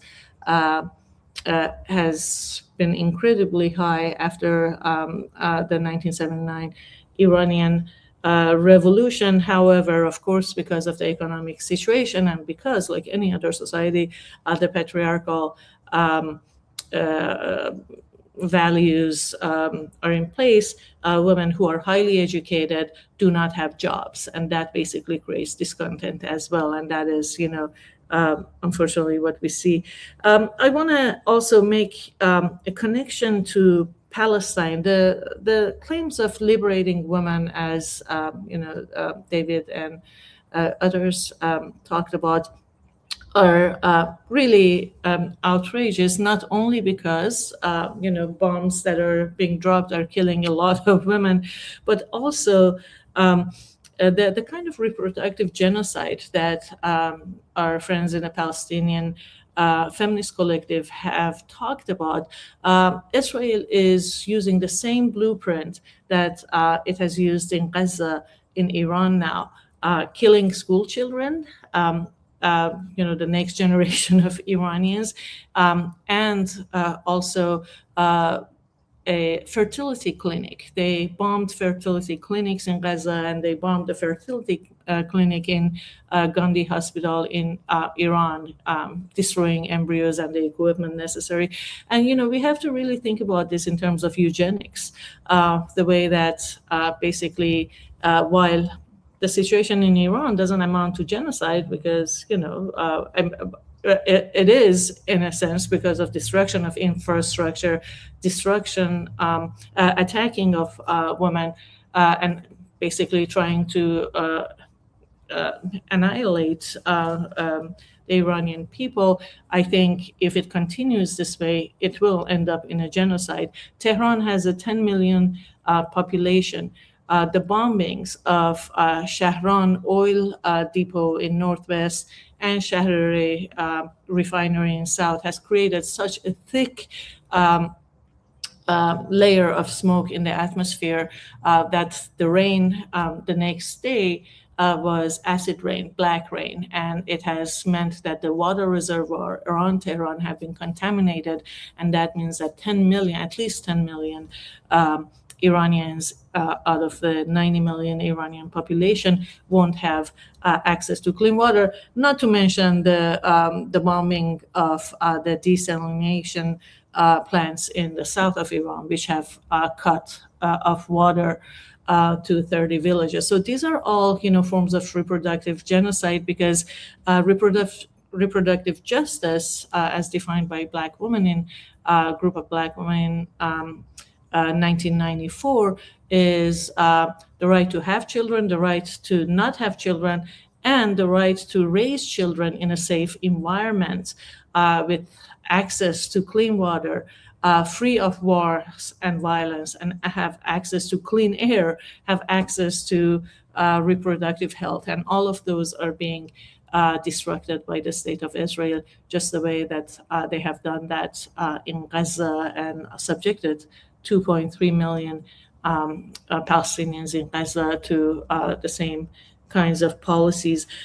There's a lot I want to say, but I'm going to stop here because I want to give a chance to other people to speak. But I think we also need to talk about the fact that during Reza Khan, Reza Shah, the first Reza Shah, who is glorified as modernizing Iran, just like Ataturk, and Reza Khan was an ally of Hitler and a fascist.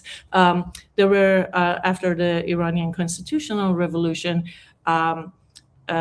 between 1905 and 1911, there was a proliferation of women's organizations and publications.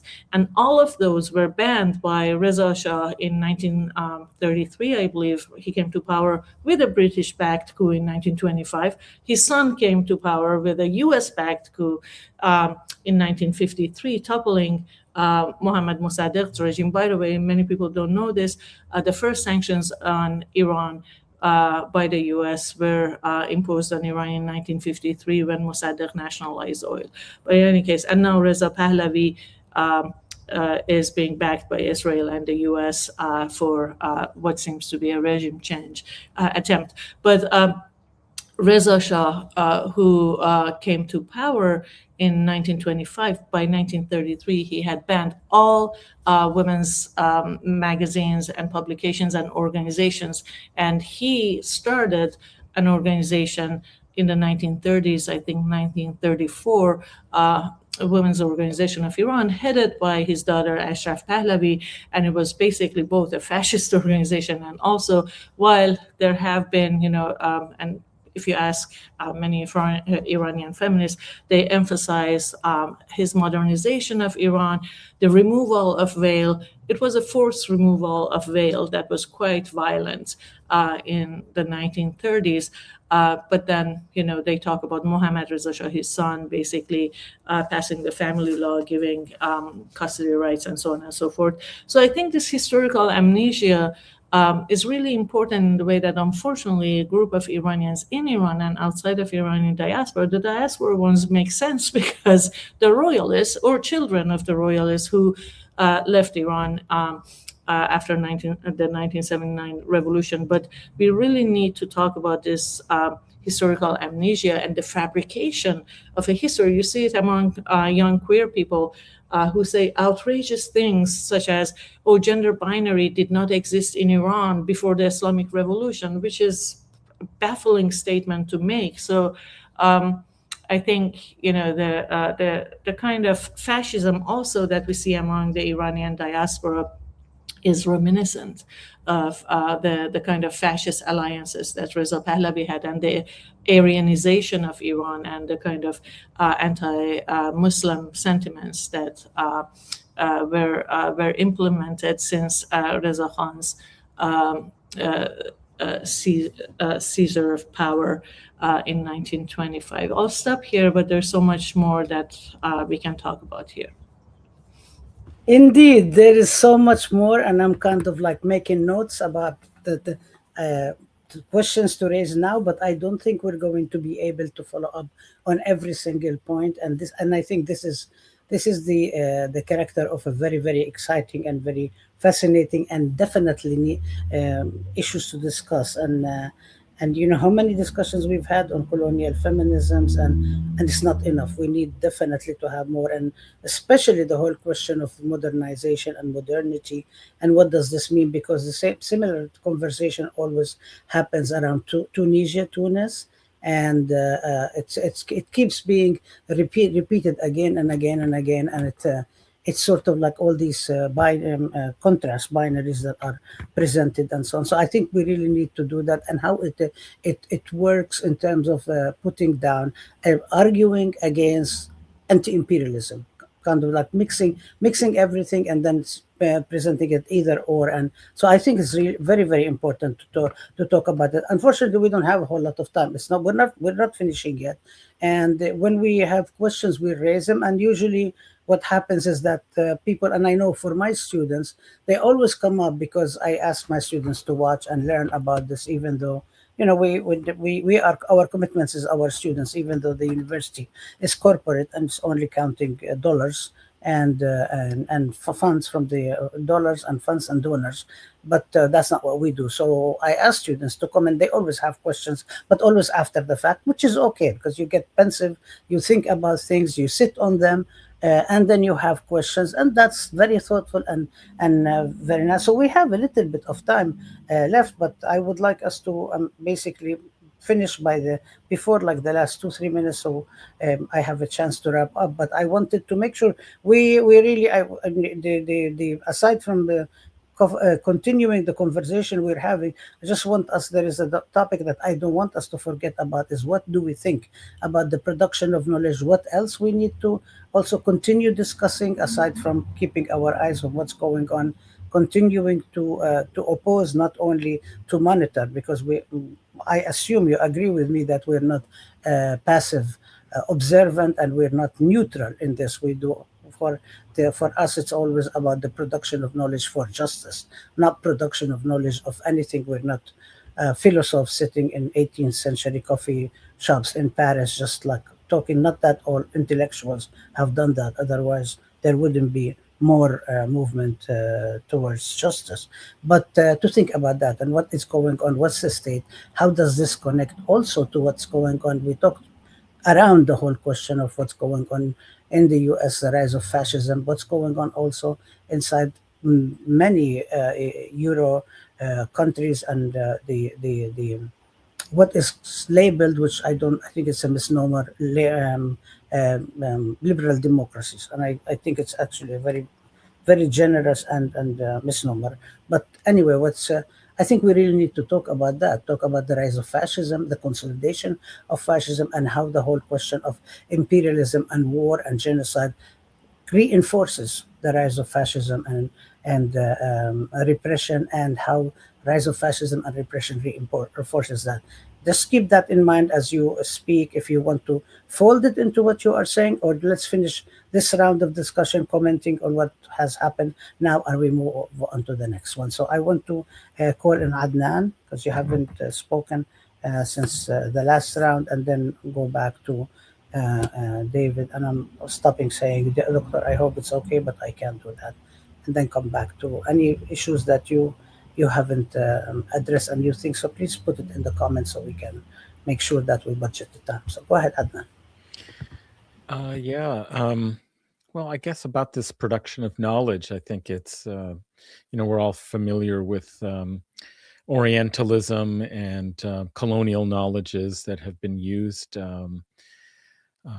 as part of these colonizing and imperial projects. I think it's very difficult to get past these. And I think something Dave has said about how Iran's missiles and its response to the huge array of military power that was meant first to frighten them into capitulation, and then secondly into shock and awe and societal collapse, and then now with kind of application of the Dahia doctrine that then became the Gaza doctrine and is now being applied to the people of Iran, that they're you know, they're proving through their resistance that they are, you know, capable of producing, you know, knowledge, technology,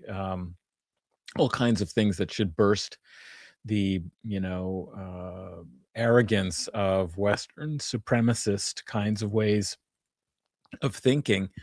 But it does remind me that, you know, there's still a lot of Gharbzadegi, perhaps, you know, Occidentosis, you know, West toxification, um, that we, even in like a lot of the anti-imperialists left and global south, you know, left, have to exercise ourselves of, you know, this concept of Jalal Ali Ahmed's, in his Gharbzadegi book, is that we're dealing a lot, you know, in places like Turkey and places like Iran and, you know, all across West Asian societies, you know, this kind of idea that modernization is a Western, you know, you know, is to be understood, and the very image that we have, and you see these societies of the Gulf, you know, that look like, you know, Las Vegas on the on the Persian Gulf, um, conspicuous consumption, and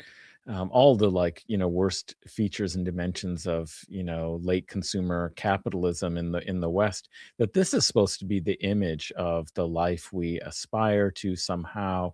And you know, we're dealing with this kind of idea that modernization, you know, and the legacies of modernization are still somehow, that we can't find our own pathways. And in fact, when we attempt to do so, we won't be allowed to do so. And that's what I feel really this war, as much as I framed it as this kind of like crusader, it's sort of war, is that's just this roots of colonial war, but it's based on this kind of supremacist, imperialist domination, or desire to dominate the whole world, um, and, you know, to prevent societies from having a sovereign path for their own social and economic and political development. So I think that's something that's still with me as a lingering kind of problem that we have to deal with when we think about the production of knowledge. We have to do so in relation to active resistance. Like, resistance has a lot to teach us and to tell us. It's not about what we produce in kind of the ivory tower in the Western, you know, academy, but it's what we do in terms of listening to, aligning with, and learning from, you know, resistance intellectuals and what they are achieving to try and break down the supremacist arrogance that we have.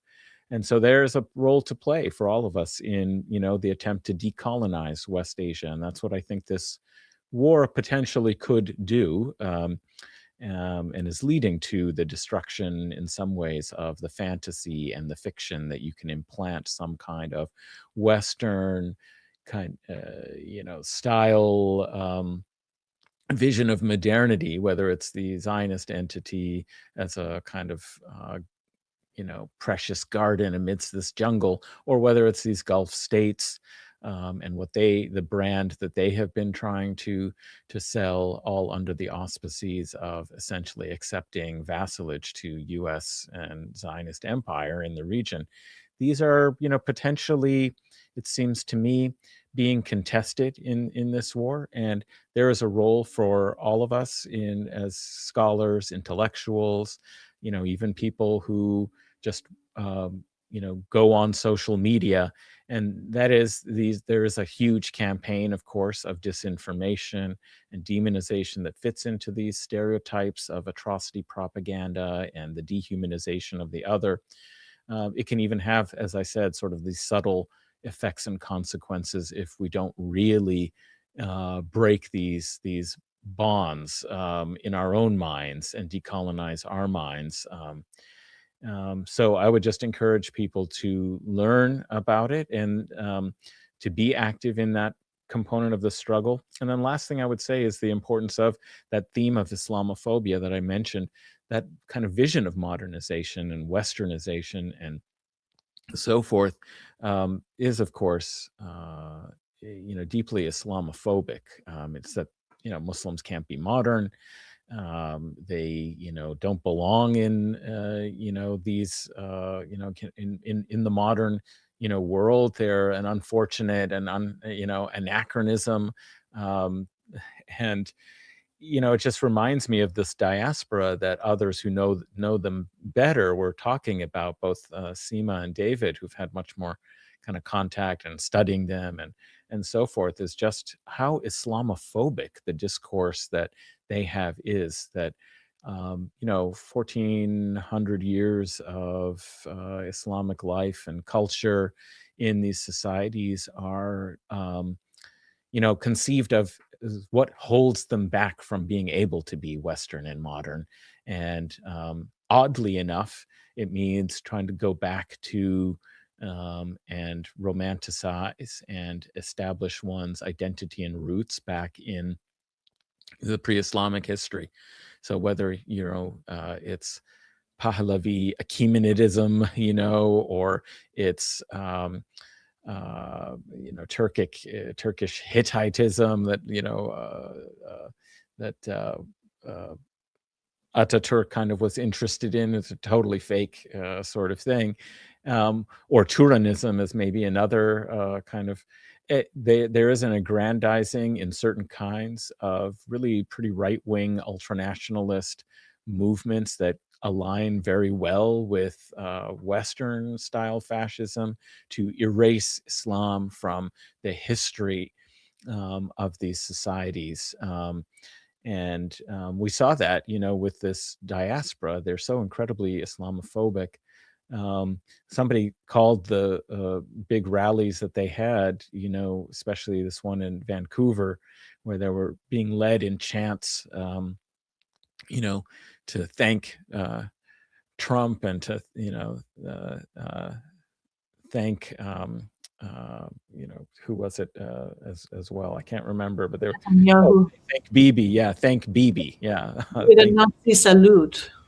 Yeah, with like a Nazi salute, exactly, in unison. Somebody called them like the diaspora holds Nuremberg rally in Vancouver. I would think it was Samira Mohyuddin, a journalist here in Canada. And so that's something to kind of note, is the compatibility between ultra right-wing fascists, crusader, imperialist colonists, colonialists who, are involved in this domestic kind of purification and suppression and ejection of immigrants and so on, with this kind of far right diaspora. The thing that I think really binds them together is their Islamophobia. I mean, it's certainly one of the kind of major features. There's probably many others, but it just seems that it's often ignored that Islamophobia makes kind of its own community of Islamophobes and their diverse ways of connecting to white Christian kind of aggressive empire. So that's Thank you. Yeah. Oh, I'm sorry. I thought you finished. You finished? I am finished. Oh, yeah. Thank you. Yeah. I think this is also there is the whole class and elitism. Sure. I think that's definitely a lot part of it, because the whole question of the perception of what's modernization and what's modernity is very much part of kind of like what's Western, what's being pre-Western, and what's being Eastern, the Orient, the Eastern, and the roots, we like, at least in the Arab world and so on, go back to the turn of the 20th century, and the question of the rise of Turkish nationalism, Ataturk, the rise of the Arab nationalism, and what is it that the Arab nationalism picked from the West, and what is it that they didn't, and then the turn, and then like a lot of scholars also don't pay attention to what happened with the there is some kind of, I don't know. Oh, okay, thank you. I don't know who did.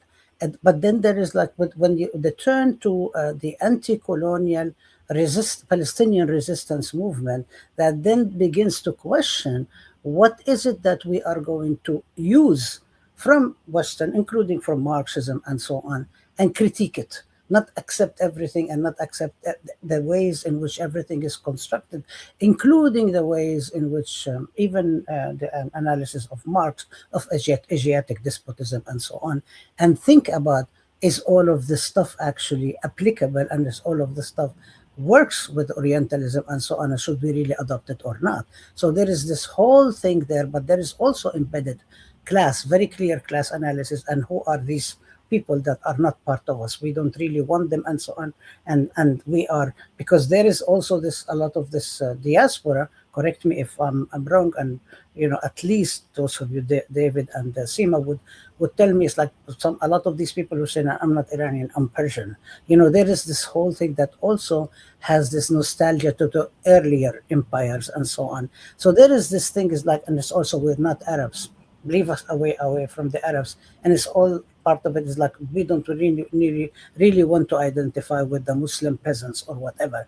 There is this whole of this thing. Definitely, there is definitely Islamophobia in it, but there is also particular way to have class and class elitism and so on that is definitely distances itself from Muslimness, the third worldliness, the East Asia, and so on and so forth. And it's sort of like, maybe in a way has reflections of the schizophrenia, even like in Turkey, current Turkey, and so on. And I think this is something that we really need to like talk about more. And I don't mean to kind of speak about this. Yeah, go ahead. Go ahead, Seema. About class, because I think that's important. Of course, in the case of diaspora, yes, we have seen the Iranian diaspora, and I wrote about it in my book about the Cyrus cylinder in Los Angeles that Lace has probably seen. A very gaudy gold, gift to the city of Los Angeles by segments of the Iranian diaspora to prove their market virility and in their desire for whiteness. But when it comes to Iranians in Iran who actually, unfortunately, like I said, there's a historical amnesia, these are actually not necessarily the rich people, because of sanctions, profiteering, and corruption. There is a class of, 1%ers in Iran that many people, ordinary people, poor people, working class people, are really upset to see such inequality in wealth. And some of the people who actually are hired by the US and mostly Israeli forces, the proxies that they use, are people who need the money to make the ends meet, because the situation with the sanctions has made the economic situation so dire that people have to work several jobs to make the ends meet. Property in Iran is so expensive. Everything is so expensive.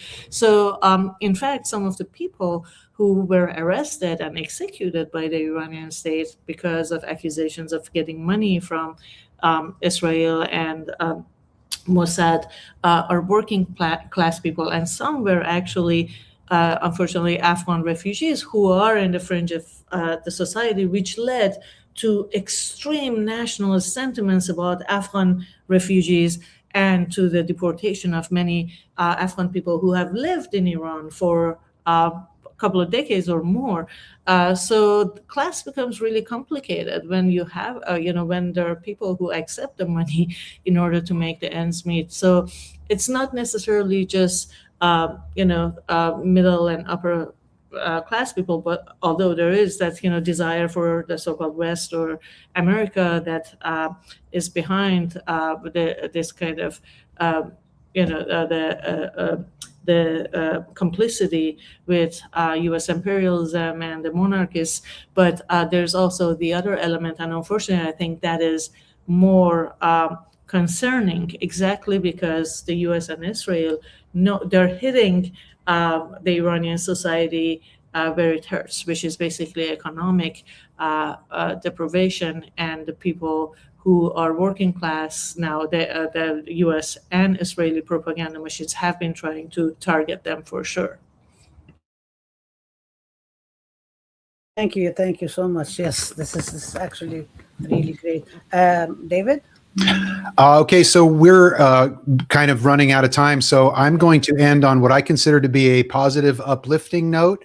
and hopefully might have just a couple minutes there to do a last go round. But I'd like to, in this context and what you were talking about, Adnan, related to Orientalism, talk about, if you will, on this day, the bright side of Orientalism, American exceptionalism, as well as Pahlavism. And if I may generalize for a moment, these people have been huffing neocon boomer fumes for the last several decades. They are getting high on their own supply. And as such, they have completely neglected, and perhaps in this moment, thankfully, neglected the lessons of history, such as the Powell Doctrine, which was learned, to bring it full circle back to my initial comments, through the ashes and the millions of dead and the 58,000 American dead in the Vietnam War. Another time when the United States of America attempted through air power to shock and awe, the non-Anglos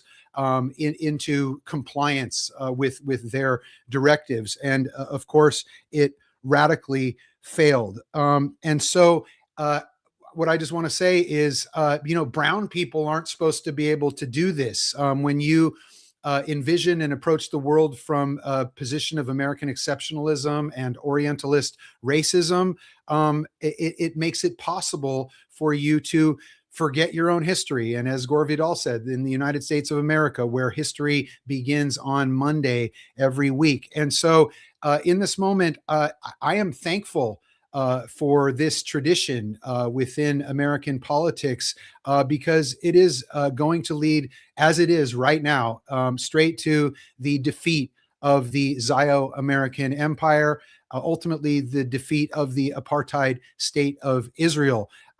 This is, and again, it's maybe sort of easy for me to say here in my safe, Zoom room, but irrespective of how many Iranians, through this shock and awe, disgusting, shock and awe approach, will be murdered, how many children, how many families, how many men, it's irrelevant, because Iran is going to survive this. The signal of this isn't the Imad missiles and the Shahab missiles, although that helps, but it's the Iranian people in the streets.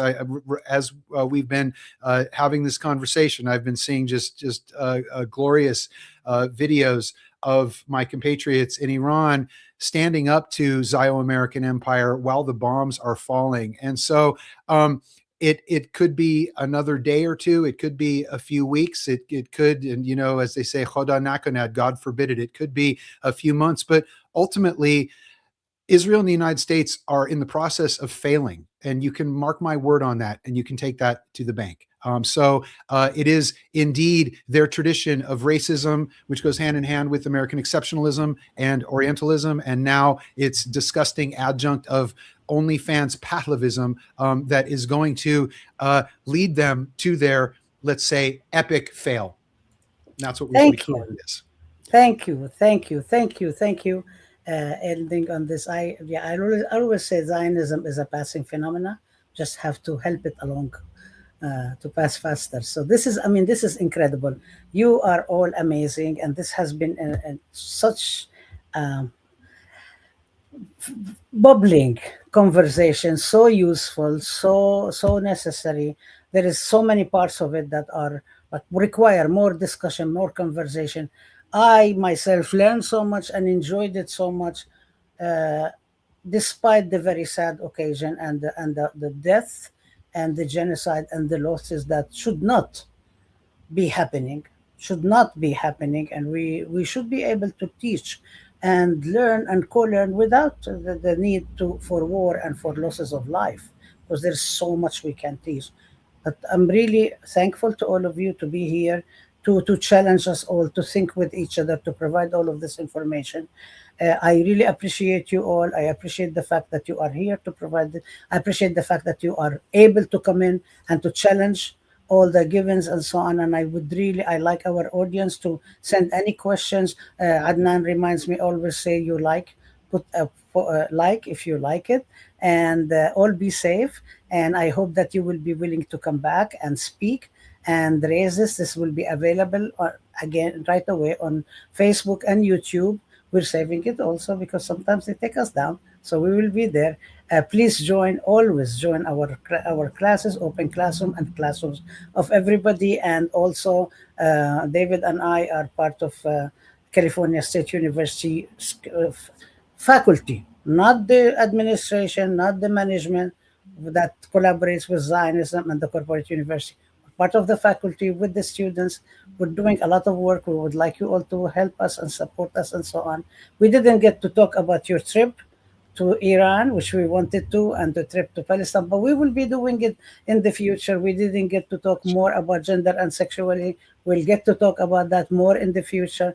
We'll talk about the prisoner. We'll talk about Fanon. So please join us. Thank you so much. This is another episode of learning about how to produce knowledge for justice. And check out Adnan's podcast. This is incredible. Adnan is always producing more and more. This is really great. Thank you, Seema. Thank you, Adnan. Thank you, David. Nice to meet you, David. It is so wonderful. Thank you, Laith, being behind the camera and making this happen. And thank you to our audiences. Thank you. And I will always say, Vince Ramos, we will always be victorious. Thank you so much. Free Palestine. Free Palestine. Free Palestine. Free Palestine.